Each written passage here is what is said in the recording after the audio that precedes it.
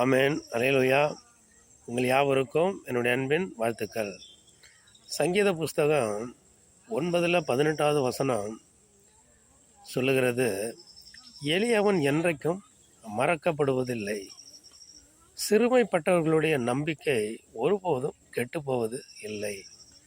பாருங்க, எளியவன் என்றைக்கும் மறக்கப்படுவதில்லை. ஆண்டவர் சொல்கிறாங்க, எளிமையாக இருக்கிறவங்க, எளியவர்களாக இருக்கிறவங்க ஒருபோதும் கெட்டு போவதில்லை. எளியவன் என்றைக்கும் மறக்கப்படுவதில்லை.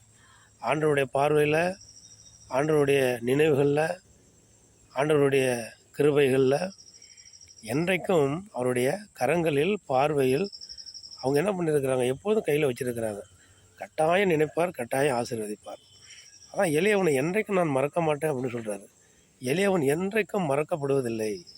அவன் வாழ்கிற நாட்களில் ஒரு நாளும் மிக எளிமையாக இருக்கிறவர்கள், எளிமையோடு வாழ்கிறவர்கள், எளிமையோடு பேசுகிறவர்கள், எளிமையோடு பழகிறவர்கள், எளிமையோடு சகல காரியங்களை செய்கிறவர்கள், எளிமையாக இருக்கிறவர்கள், எளியவன் என்றைக்கும் கர்த்தருடைய பார்வையிலிருந்து மறக்கப்படுவதே இல்லை.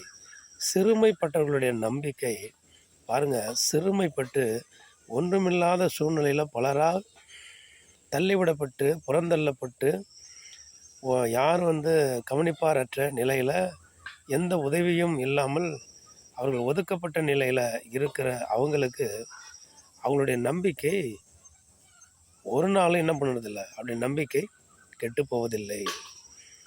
எளியவன் மறக்கப்படுவதும் இல்லை, சிறுமையானவர்களும் கெட்டு போவதும் இல்லை. இந்த வசனம் பாருங்கள், எப்படி இந்த வசனத்தை படிக்கும் பொழுது சிறுமையும் எளிமையுமாக இருக்கிறவர்கள் தன்னுடைய வாழ்நாட்களில் கஷ்டத்திலும் சூழ்நிலையிலும் மத்தியிலும் ரொம்ப பாடுகளும் கண்ணீரும் வேதனையிலும் கம்பளியிலும் போராட்டத்திலும் இருக்கிறவர்கள் இந்த வசனம் அவர்களுக்கு ஆறுதல் உள்ள ஒரு மருந்தாக, இருதயத்தை தேற்றுகிற, ஆறுதல் படுத்துகிற வசனமாக இருக்கிறது. ஆண்டவர் இப்படியாக எளிமை உள்ளவர்கள், சிறுமைப்பட்டவர்களை மறக்காமல் ஆண்டவர் ஆசீர்வதிக்கிறவராக இருக்கிறார்.